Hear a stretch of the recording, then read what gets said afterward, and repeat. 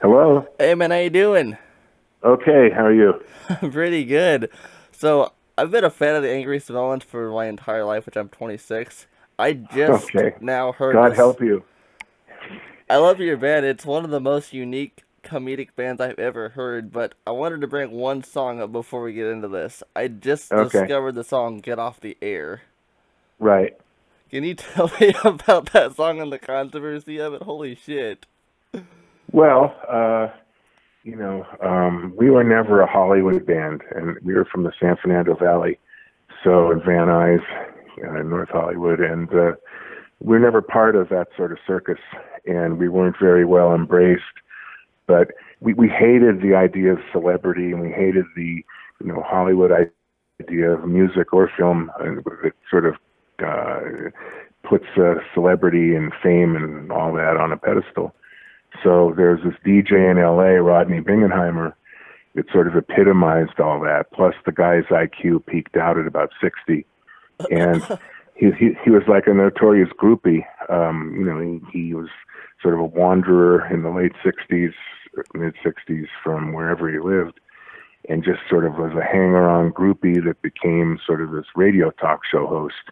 And it was pathetic. And every band pledged allegiance to him because he would bribe them with, radio play on his show. And it got very political. Either you're with him or you aren't. And if you weren't, you were sort of banned from his show. But Yeah, long I before read that. that, yeah. So we thought he was an icon that was, or not much of an icon, but we thought he was sort of epitomized everything we couldn't stand about Hollywood and all of that. And so we wrote that song about him, and then we got banned. Um, Leaving produced the record that was on, and he quickly disavowed association. Oh my And god. he was telling us at the time, he says, "I'm sorry I have to do this. You don't fuck with Rodney. You don't know what you're getting into." And I thought, what's he talking about? And so not only were we banned from his show, but he bribed other bands that he would give them sort of copious radio airplay if they refused to play gigs with us. And What then the fuck? same, same thing with clubs. He was trying to go all out, trying to sort of make us pariahs. And bands like X and things like that pledged allegiance to him. They couldn't line up with him closer enough. And so that's sort of how it came about. And we just thought the song was meant not so much to be, excoriating him, but it was more or less, we thought it was funny. And, 8 p.m. and Rodney's on the air, he's beating off in Joan Jett's hair. I mean, it's like harmless stuff. And we thought also, actually, we sort of believe that since punk rock was vitriol and anger and, that we thought that he'd sort of have a sense of humor and say, yeah, these guys hate me. But it just was the opposite. Damn, yeah. I've got a couple Rodney on the Rock LPs and some tapes from that, and I'm so blown away that I've never heard that song before, because I got Back from Samoa, I've got Inside My Brain, I've got Clear Mhm. Pills, I've got most of the discography, and I was like, holy shit, Yeah, wow. that was the first record we had. In fact, Rodney's lawyer, Jay Jenkins, who also coincidentally, not so coincidentally, managed X, wrote us a cease and desist letter saying that if he says, we're going to come in and take all your equipment away if you put that song on your record. And of course we did, and we used that legal letter as a gig flyer and posted Oh it my all over, god, places in Hollywood. yes. Um, Yeah, it was pathetic. I mean, but it typified the whole Hollywood attitude, or like the stable of mask bands like the Germs and X and all those bands. I mean, some of them I liked a lot, but it was sort of like you're with us or you're not. And so we were banished to play skate rings and skate shows out in the suburbs like Long Beach and Whittier and things like that. And that's where hardcore was just starting. And it was the only gigs we could play. We weren't a hardcore band to begin with, and more in line with like 76, 78 punk rock. But we were scared to death that if we played those skate shows with TSOL and Social Distortion and things like that, that if we didn't play fast enough, they'd beat the shit out of us. So we cut our hair and started triple timing all the tempos on the songs, and they liked us as much as anyone else, and that's where we started getting a following. Damn, dude, that's crazy as hell. So Yeah, I was reading in your bio that your first show was in '78 in Richmond, California. Now the reason I bring that up is because I lived in Richmond in 2013, which it was a living nightmare. okay, right. What was Richmond like back then? Like, tell me how your first show and what Richmond was like back then.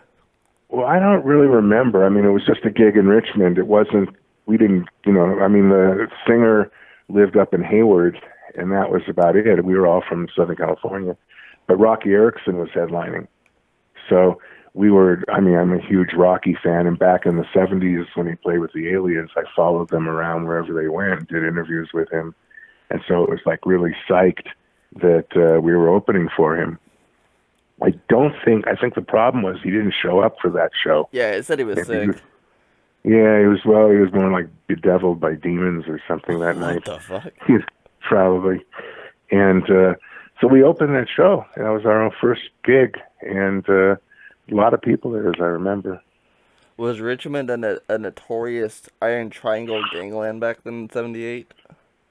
I don't think so. I didn't know much about it. I mean, it was just that's where the manager of Rocky and the Aliens sort of found a show to play, and we just went in and out of there real quick. Damn. Yeah, because I lived there in 2013, I moved to San Francisco. I'm from Kansas, which I live in Illinois now, but in 2013 I moved to SF, and towards the end of it, I stayed in Richmond, California from December until January, and that was all it took for me to get the hell out of there, because you can't even walk down a street in that town without someone running after you. Holy hell. I've heard. I lived a year in Worcester, Massachusetts, and that was bad enough. My hair's standing up just thinking about it, but yeah. So, but who was Jerry Curlin or Jerry Coylan, however you pronounce that? Curlin, yeah, that was a funny thing. So that came about with the bassist Todd and I. We were watching a Jim Jones biopic with Powers Booth, one of my favorite actors, playing Jim Jones, and there was one scene in it we were watching in the den of my folks' home. Where he says, "Drink the Kool-Aid. Everyone drink the Kool-Aid. You'll like it. It's good for you." And we were just on the floor convulsive with laughter. I don't know why. I mean, just it was just not the nihilism in us. And my mom was in the couch in the living room, and she says, "What's so funny?" And I was telling her, I said, "Well, they're putting people to death with Kool-Aid." And she goes, "That's horrible." And she says, "Why do you find that so funny?" She says, "Why can't you be appreciative of good things in life, like your brother's little friend Jerry Curlin?" And so immediately I got a piece of paper and went to her. I said, "Well, what do you like about Jerry Curlin?" And I started taking notes. He's sensitive. He goes to Washington. He's a Senate page. He likes people. He likes meetings. And I wrote all this down, and then I gave it to Todd, who was our token miscreant in the band. He goes, "Eats shit, sucks dick, eats horsey puke, blah, blah, blah," And then I came back to her. I said, "What else do you like about Jerry Curlin?" "Well, he's sensitive. He likes meeting people. He, blah, blah, blah." And what you hear in that song is just a transcription, really, of what went back and forth, This is why I love your band. This is why. Good. We thought the nihilism that morphed from punk rock to hardcore was just downright funny. I mean, not serious. And it's sort of the whole Henry Rollins thing of inheriting Black Flag with the macho fist clench thing. It was just stupid. And, Black Flag were a lot more fun and funny when Keith Morris was the lead singer. And, yeah, I love Keith. So that kind of stuff we liked. So when the hardcore thing came about and everybody was killing each other in mosh pits and it got really violent and nasty and, the whole nihilism was ramped up. That's when we wrote the song Lights Out about poking your eyes out. And we thought, this is as valid as anything else, but it was a joke. I mean, but no one took it as a joke. We played a show in Boston at this club called The Channel. Must have been 83 or 85, I don't remember. And when we launched into Lights Out, halfway through the set, about 50 kids with white plastic forks start making eyeball impalement gestures. What the fuck? And I just was ready to pass out. I thought if one of them slips and goes into their eye, and the parents, of course, are going to be personal injury attorneys, it's all over. So that kind of stuff, we were sort of outliers on the scene, just sort of making fun of it, but then it sort of caught on, and a lot of people didn't think it was being made fun of. They thought it was serious. I gotta ask about the song Hitler's Cock, because that's the very first song by your band that I ever heard. Like, what? Okay. How was that born? Well, there was a great movie called They Saved Hitler's Brain that we were watching, and it just came to me. I said, well, why not save his cock? you know, and, but and the fact there's stories that actually happened. I mean, I don't know how true they are, but I started.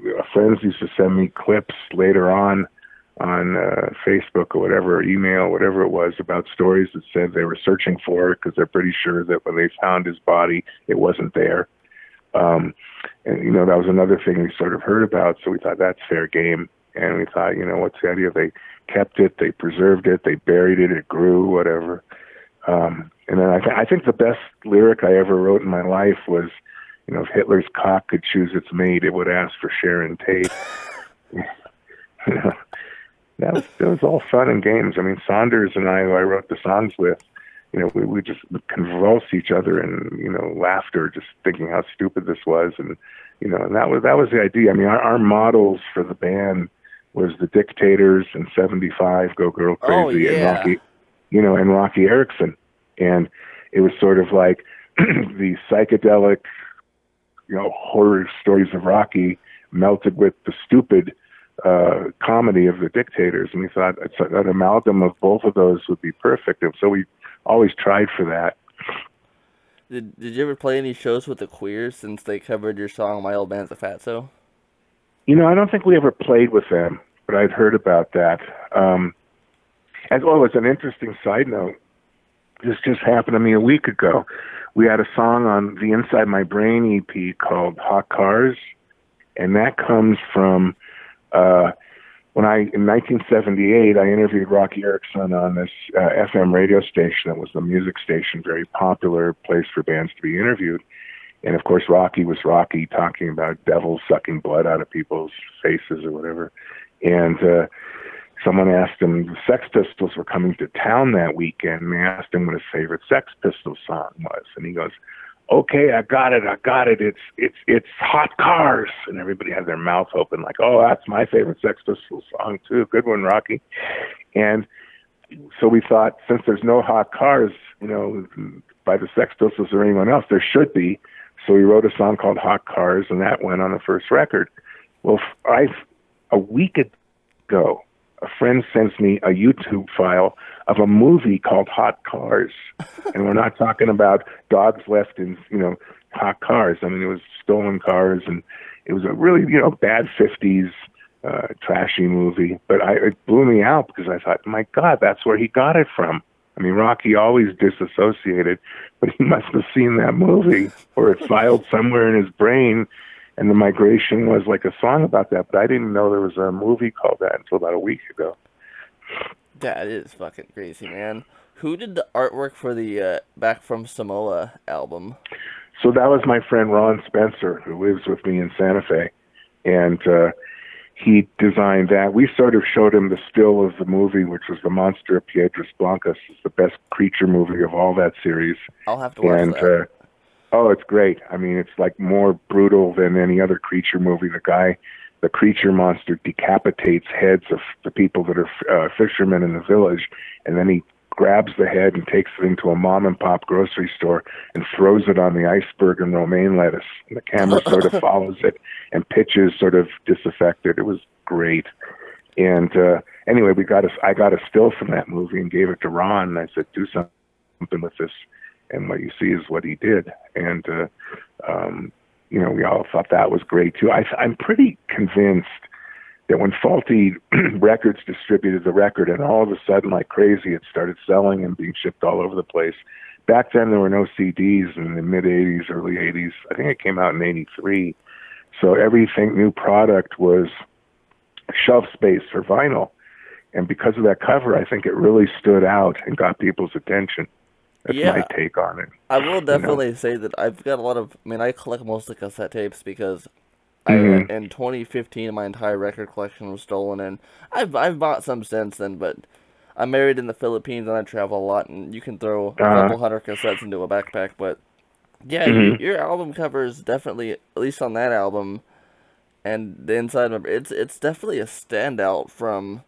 It says on Discogs 82. It's definitely a standout from what you expect from that time period. Well, we were always into gruesome and even not so gruesome, ridiculous 50s and 60s horror movies. Although later on, Reanimator was one of my all-time favorite movies. But so Monster of Piedras Blancas, the movie Inside My Brain was a still from the movie The Black Cat. And the funny thing about the cover of Inside My Brain is my first wife did that. And, and so what happened is there was a huge march, a number of them in Hollywood, of women protesting violence against women in art and music Oh and shit. films and all that. And they held up that cover on Hollywood Boulevard as they were marching. A few of them did. And I thought, holy shit. And they were holding that as evidence of the fact that someone was supporting this. I thought, Jesus Christ, my wife, a woman did that, But that was sort of the thing that Inside My Brain cover, the axe in the head sort of thought, okay, Inside My Brain, there it is. And, it wasn't meant to be violent or to depict any sort of thing like that. But again, it was just part of the horror culture that we were into. Yeah, I was gonna bring this up. So, the album STP, not LSD, which I actually just listened to it for the first time Yeah. when I messaged you, 'cause I didn't even know that one existed. But it's definitely got more of a I don't want to say calmed down theme to it, but if you compare it to Back from Samoa, I mean, it's still got its Right. comedic value, but it's not as charged up. Yeah, there was a third record called Yesterday Started Tomorrow, which was a 12-inch vinyl, but it was only had 6 songs on it, I think, or 7. And after Back from Samoa, we just thought we can't make more of a hardcore statement than this. Plus, it was getting sort of, it was becoming an anachronism. I mean, it just became stupid. I mean, it was funny and fun in the first 2 or 3 or 4 years. And then after that, it just became, all right, this has been done. It's becoming a cliche.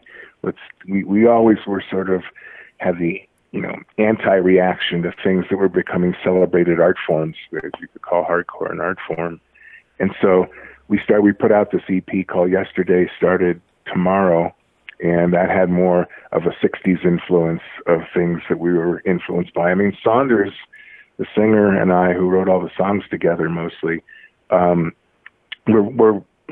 we ground our teeth on 60s punk rock, like the Standells and Shadows of Night and all that stuff. And then, of course, the Kinks and the 13th Floor Elevators and the Velvet Underground. That's where we were coming from.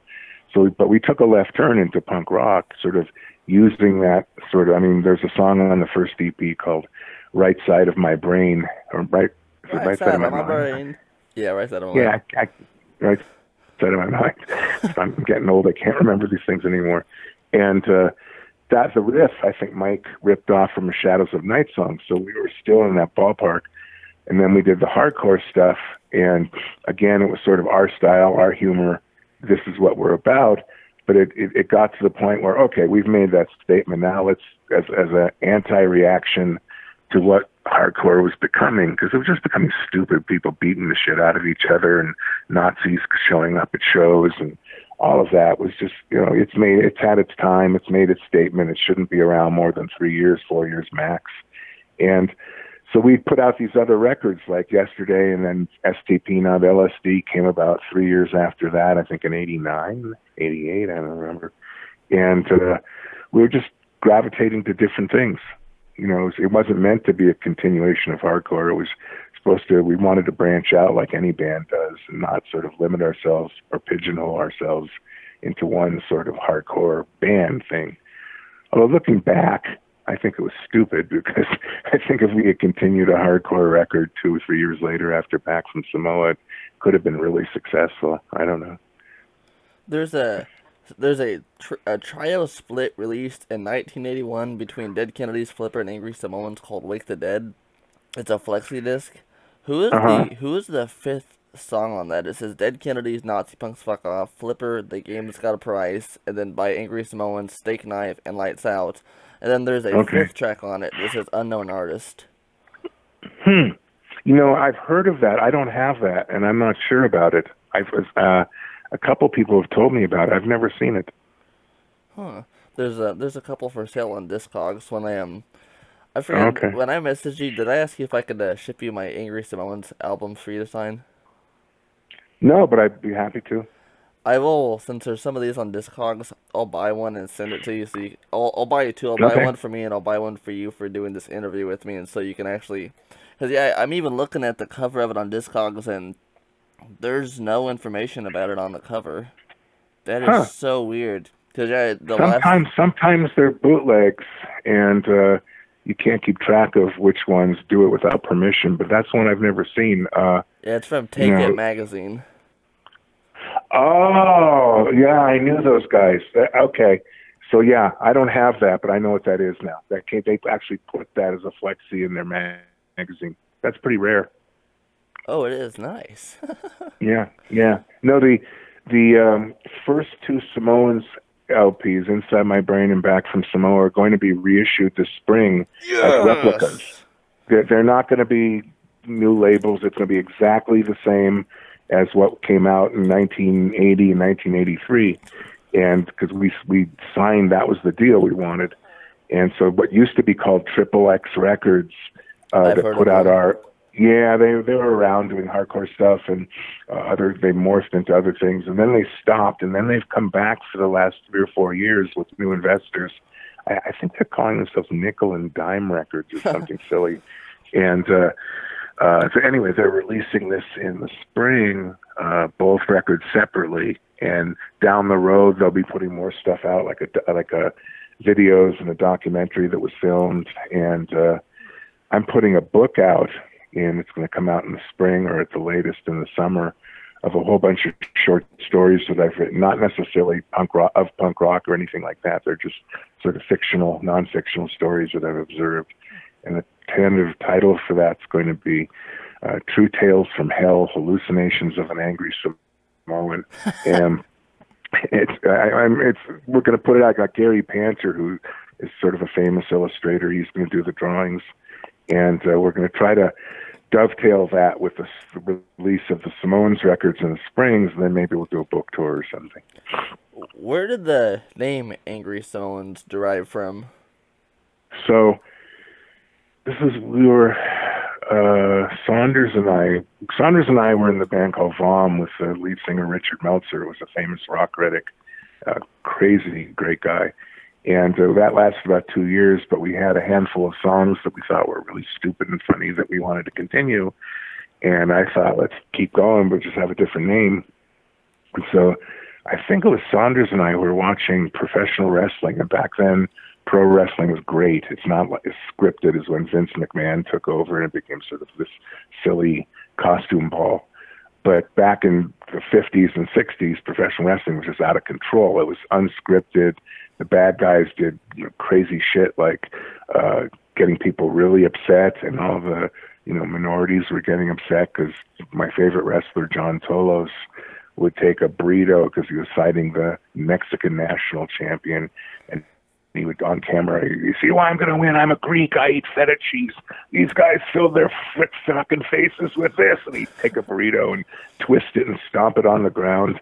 I mean, that kind of stuff was just poetic, and before it was politically incorrect, I guess. And anyway, so we were watching this tag team called the Wild Samoans, and we were watching them. Alpha and Sika were the Wild Samoans, and I looked at Mike and I said, they're not even very wild. He says, yeah, they should be angrier. I said, yeah, they should be real angry Samoans. And then it just hit me. Like, that's pretty good. That's sort of how I was born. Hell yeah, dude! Awesome. So, when did you leave the Angry Samoans? Because you were there from 78 to 91, 89? Right. 91. Yeah, it was our last show in Hollywood at the Club Lingerie. And, I co-founded the band with Saunders, and Todd left in 89, I think, because the eruptions of Frankenstein just got too much. I mean, Todd was the perfect person. I was going to say foil, but, person to think Jerry Curlin and a stupid jerk and maybe Hitler's cock. I mean, that was him. I mean, it wasn't, we didn't have to, push any buttons to get Todd into Frankenstein mode. And, when he would sing Jerry Curlin on the scream shouting parts, his veins would stick out in his neck and his face would turn red. The only thing that was missing were Frankenstein bolts. And then he, in the crooning parts of the song, he thought he was Bing Crosby. I mean, he was great. He was really the soul of the band. And he left in '89 just because it got sort of bitter, and he just got so misanthropic and vitriolic that it was hard to deal with. And Saunders and the whole band played its last gig in '91. I was in graduate school at that time, finishing my PhD in math, and it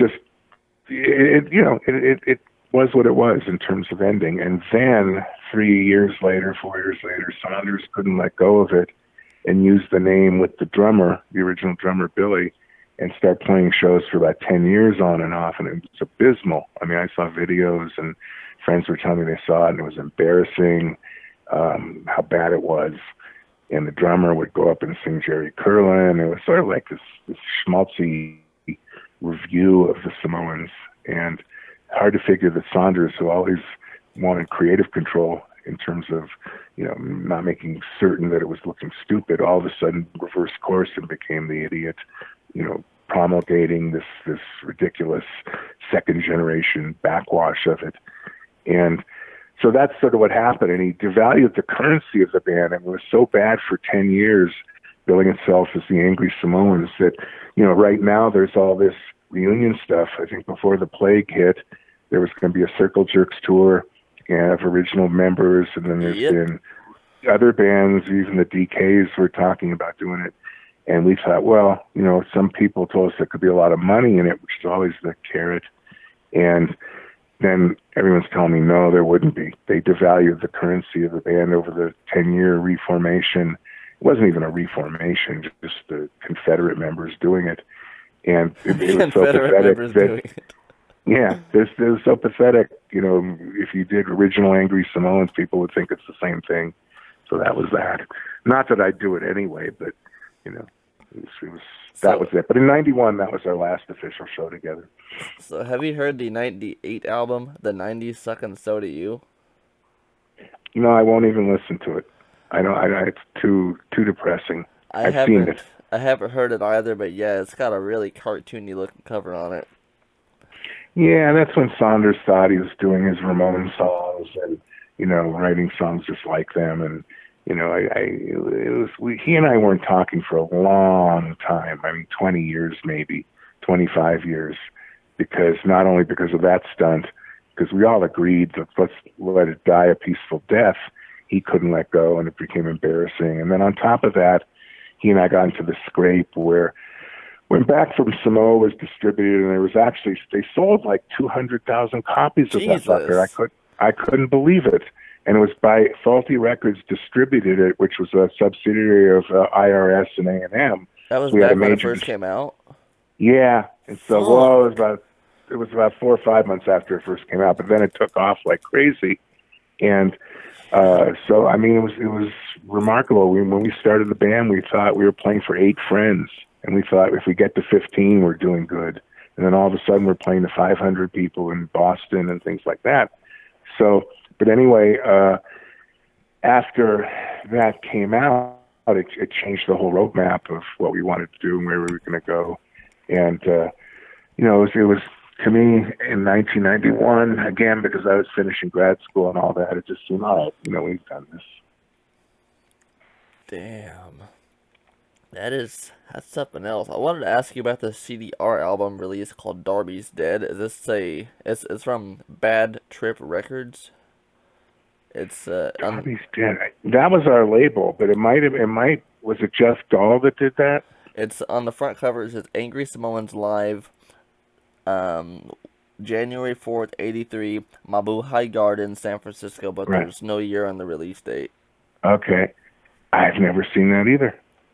And I mean, nowadays there's a whole bunch of things popping to light that I've never seen. That doesn't surprise me, but yeah, it sounds about right.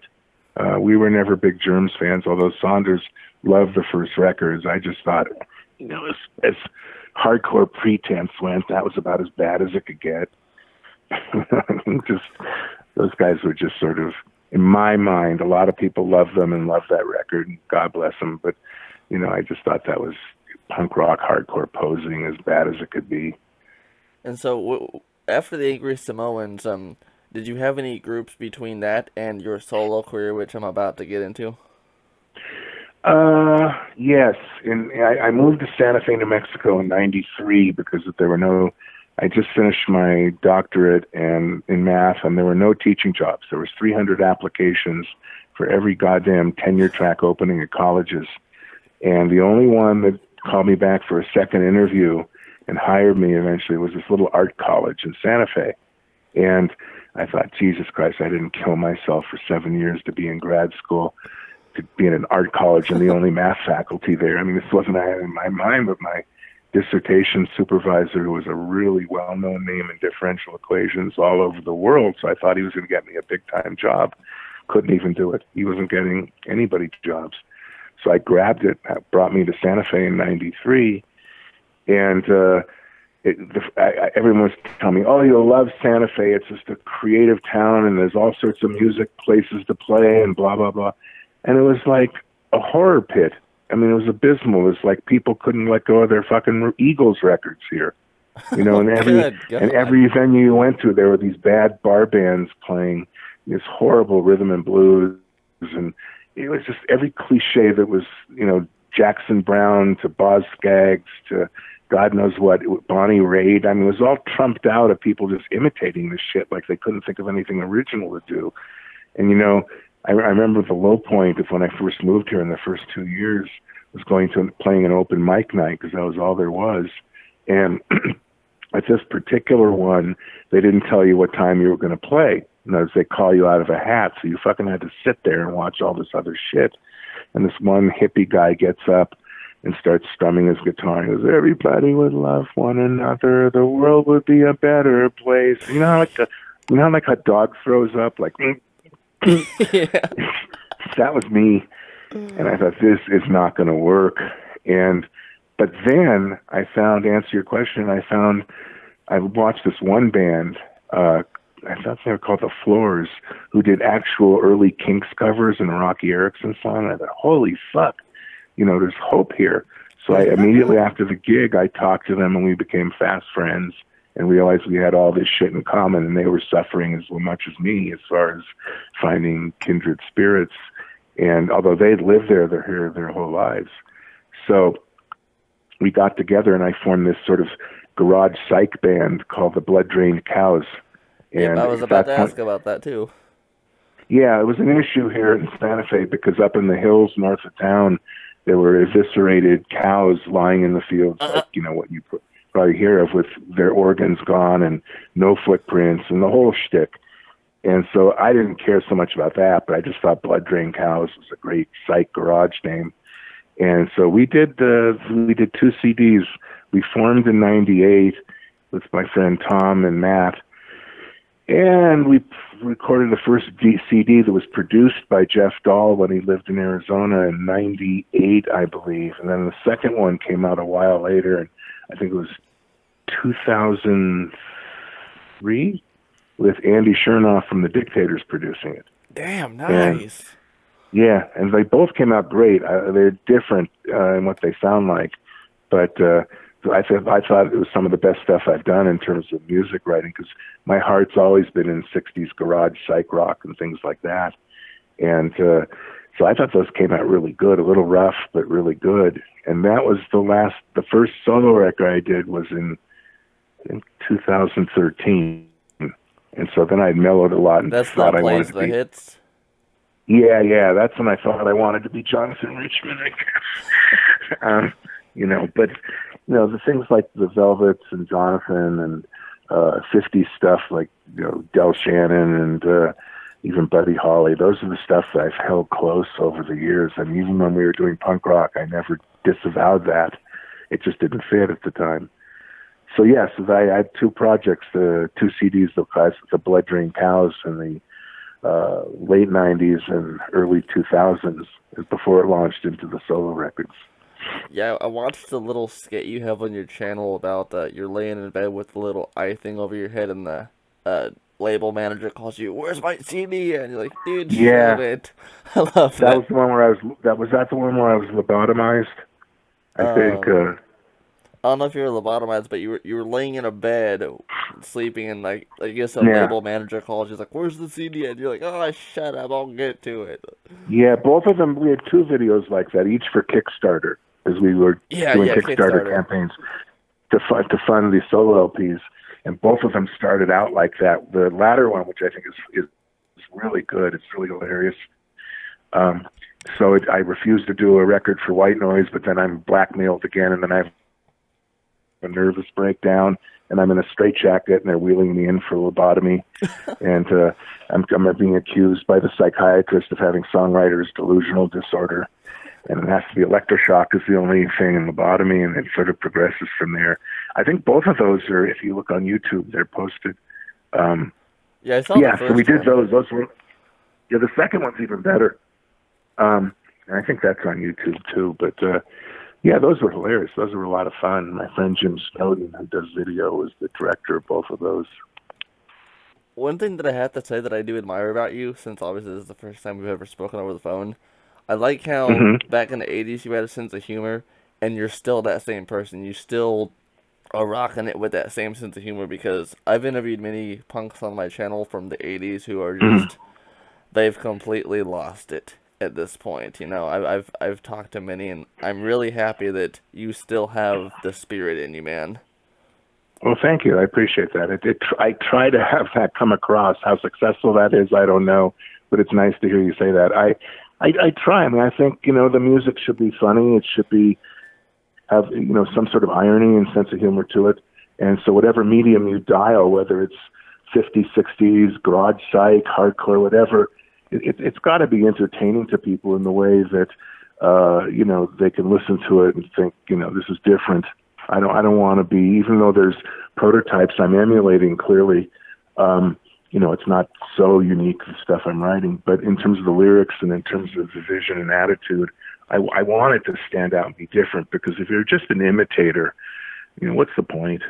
I mean, you can, as Neil Young would have this comment a long time ago. I read in an interview where he said, what's the best thing and the worst thing you've seen? Because the worst thing I've seen is the 157,000 bands that might as well call themselves the Imitators. And, and give Neil props for that.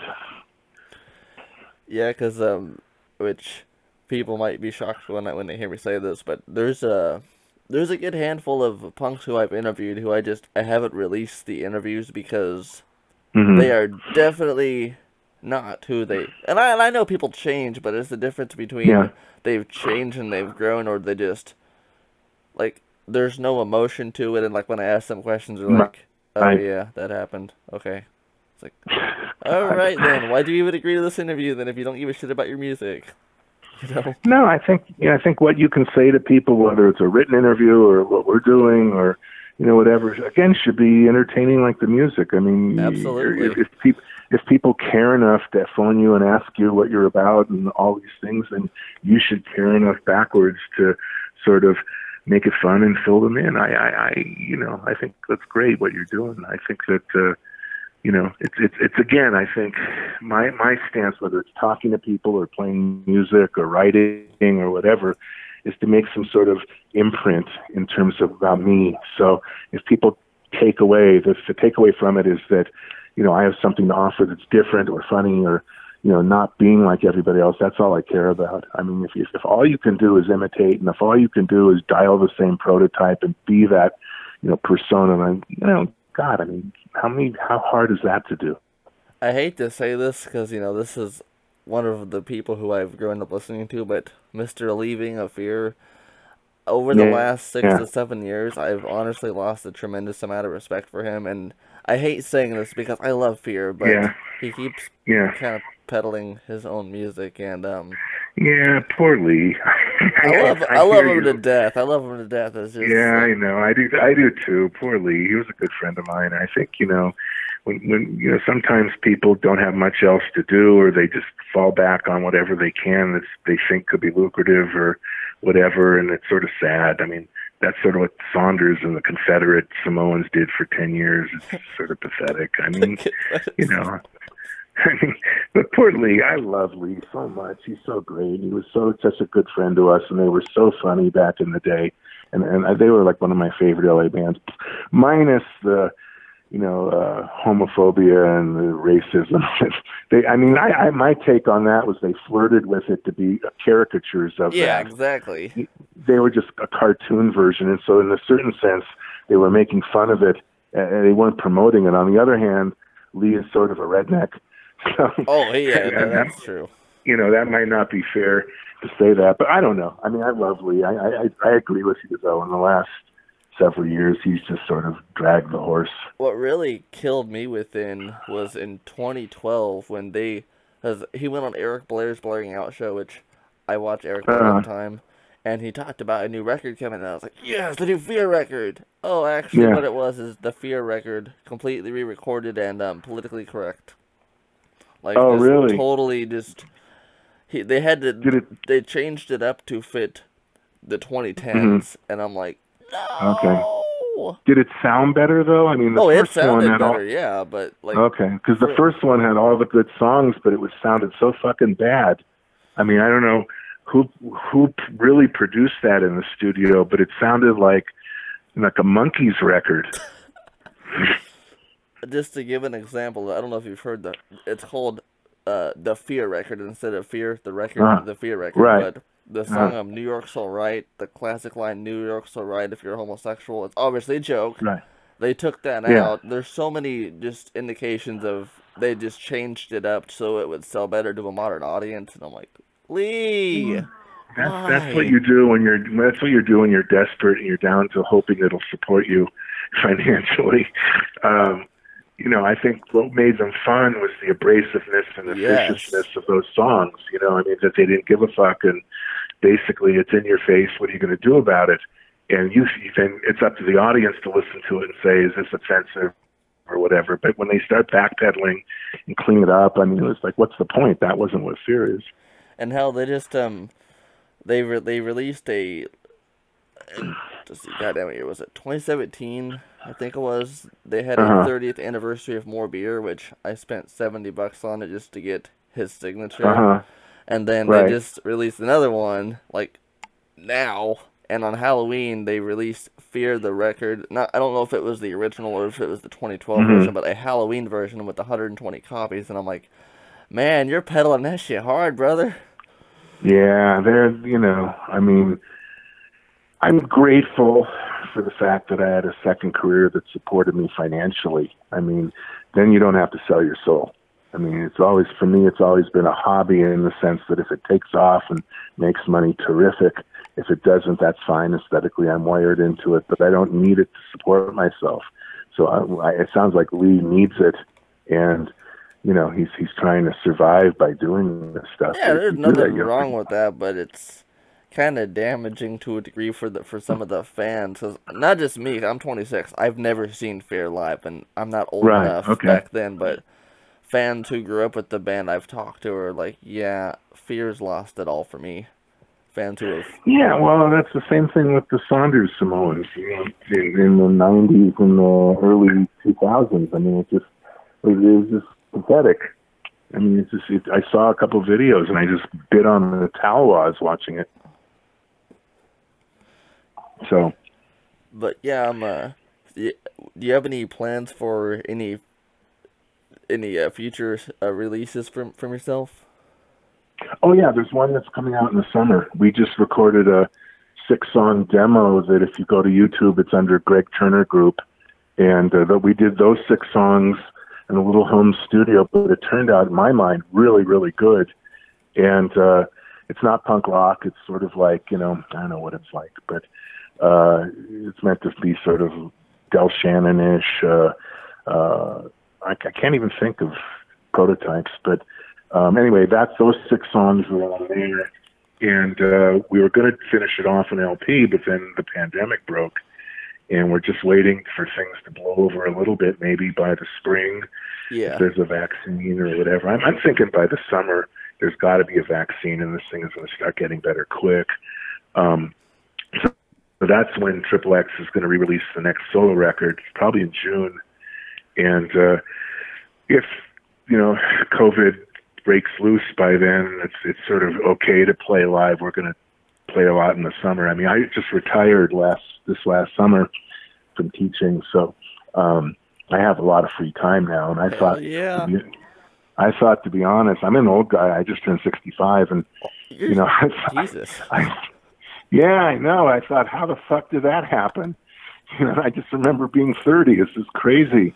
I mean, time starts going by exponentially fast as you get older, and 10 years seem to be what, like 6 months used to be. But anyway, so I now that I'm retired, I have all this free time to do the book that I'm working on and to do the solo stuff. And so I have a whole bunch of songs that I've written here, and my bass player, she's really terrific. She's just a horribly great musician, and she does backup vocals too. And then I have a drummer that's sort of like Mo Tucker from the Velvet, who, if you appreciate it that primitive, then you'll like it. If you want a real drummer, But so we have 6 songs, and we'll record another 8 or 9. And as soon as we can do that, I'm hoping we can go into a studio here in Santa Fe in January if things aren't too horrible. And then that should be finished by June. Does the record label who's going to reissue the original Angry Samoans albums, are they going to put them out on cassette tapes as well? I think so. I think they're doing it on cassettes. I think they're going to do it on CDs as well. But the major thrust is that I'm told, I mean, this is what a dinosaur I am. I don't know these things, but I'm told that vinyl now is what sells. Yeah, it is. So CDs, you can make them as promotional things for free to give out to people, but people aren't buying CDs like vinyl, which is great. I mean, I knew that there was interest in archival vinyl releases. I didn't realize that new bands and new music is all coming out in vinyl too, which is terrific. That's wonderful. I hope that keeps going. I used to collect vinyl myself, and I still do sometimes, but I prefer cassettes because, as I said in the beginning of this, you can toss a couple hundred cassettes into a backpack and get on a plane and travel halfway across the world with your Walkman. And vinyl is I am not a stationary person, and vinyl is extremely stationary. Right. But yeah, I love cassettes, and I have a Back from Samoa cassette tape, an original, which I'm glad you said they're gonna reissue it, because I want to support you and your music. I have one of those too, actually, somewhere. And it was hilarious. I mean, the only thing we didn't ever do was an 8-track, but that would have been interesting. I know that would have been good. I have a original Stooges 8-track of Funhouse, which is great. And but anyway, so I think they're going to do everything in every format just to sort of bring it back to the 80s. To what extent, I don't know. I know they're planning on the vinyl pretty much to come out first. And we did these about 4 videos with the band too that were pretty funny. And one with this scheme where professional wrestlers, 2 of them, John Tolos and Kenji Shibuya, who were my favorites of the time, claim they have the rights to the Angry Samoans name and catalog, and they beat us up and put in their own fake Angry Samoans that are wrestlers, of course. They claim they wrote Louie Louie and My Old Man's a Fatso and blah, blah, blah. And so that came out on what was called the true documentary of the band, and they're going to re-release that, I think, also. They're just doing it piecemeal, one thing at a time, I think. And I had one small off-the-side question for you here. Yeah. I don't know if I told you this, but I run a record label. It's a cassette label called Indie Product. It's mostly for the Philippines. Since you're an original member, would you give me permission to do a small run of Angry Samoans tapes, Philippine exclusively? Oh yeah, that's fine. That's fine. Just send me one. Oh hell yeah! I'll send you a handful of them, dude. Okay, that sounds good. I've been doing that for a lot of American punk bands, because in the Philippines, you would not believe how insanely expensive and hard it is for them to get. Like, I've seen a No Effects tape, a bootleg for $100 over there, man. That shit's just unreal. And I actually have I don't have equipment for vinyl and CDs, but I've got a cassette tape duplication machine, and I've taken sound engineering classes, and I'm trying to, since Burger died, unfortunately, rest in peace to Burger Records, I'm trying to Yeah. kind of do that, but for the Philippines to, help the punks So over did you there. live in the Philippines? Did you Yes, live there for a actually. while? In Is that 2017, I lived there for 45 days, and in 2018, I lived there for a year, and I'm about to go back there wow? soon. Is that crazy dictator still running the show there? Duterte? Yeah, yeah, Yep, unfortunately. yeah. I buy all this nutrient powder called moringa that comes from the Philippines. Oh, nice. Yeah, it grows tropically, and there's a organic farm on the top of one mountainside or something that they harvest it. And it comes from there. Yeah, there's been two crazy dictators in the last about century. Ferdinand Marcos, which you probably know that name, Right, and sure, and then sure. Rodrigo Duterte, who technically isn't a dictator, but he's like a knock away from it. He wants to be. He idolizes Marcos, and music like Yeah, I'm yours sure. definitely helps to open minds. So that's always why I like to try to push American Yeah, hardcore over there because right. they've Well, all these guys are kindred spirits, Marcos and Duterte and Bolsonaro and Trump and all those people. They're a mutual fan club. well, hopefully Trump is no longer in position in a little bit. I'm holding my breath.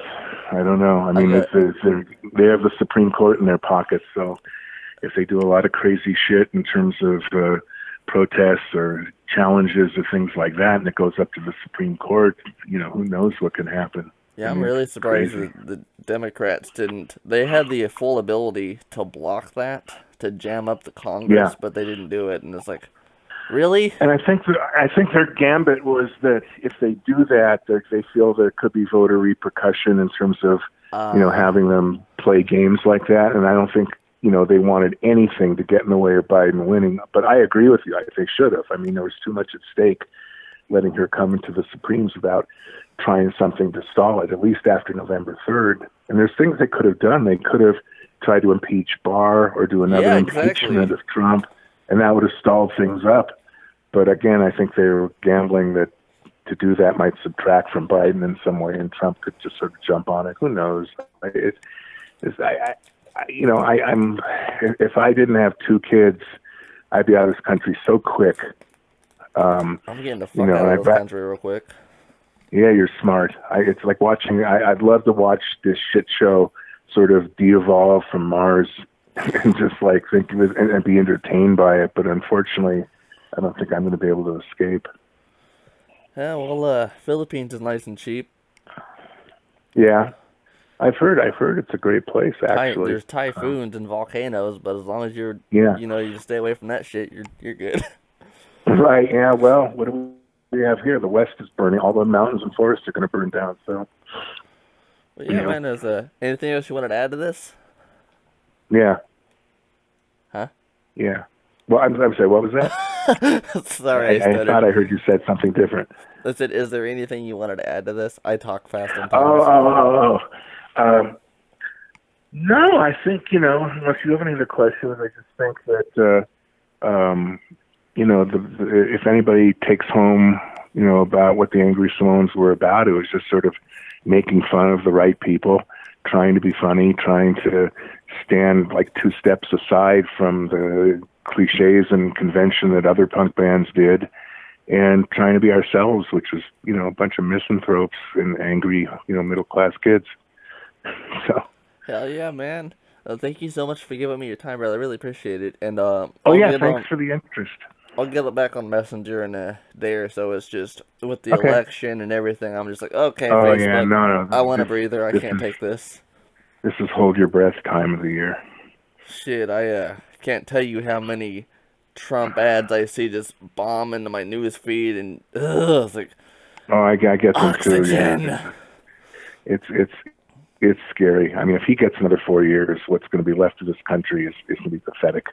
I mean, I'm a old dyed-in-the-wool socialist lefty from way back, and so my sympathies aren't entirely with Biden because I think he's been co-opted by. Oh, he's a diet Republican. He's Yeah, easily a diet he's Republican. reaching out to moderate Republicans, and he's co-opted by Wall Street. And whether if he's elected, whether he actually changes anything and moves on big oil to stop, for change over to renewables and all that. If he does that, I'd be surprised. But you can't have a fascist, in power for another 4 years.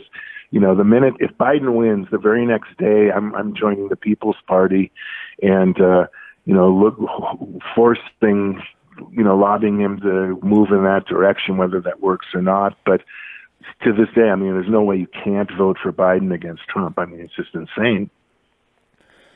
Yeah, well, we got less than 48 hours before we figure all that out.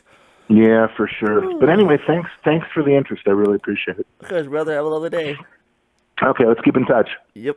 All right, ciao. Take care. Bye-bye. That was awesome.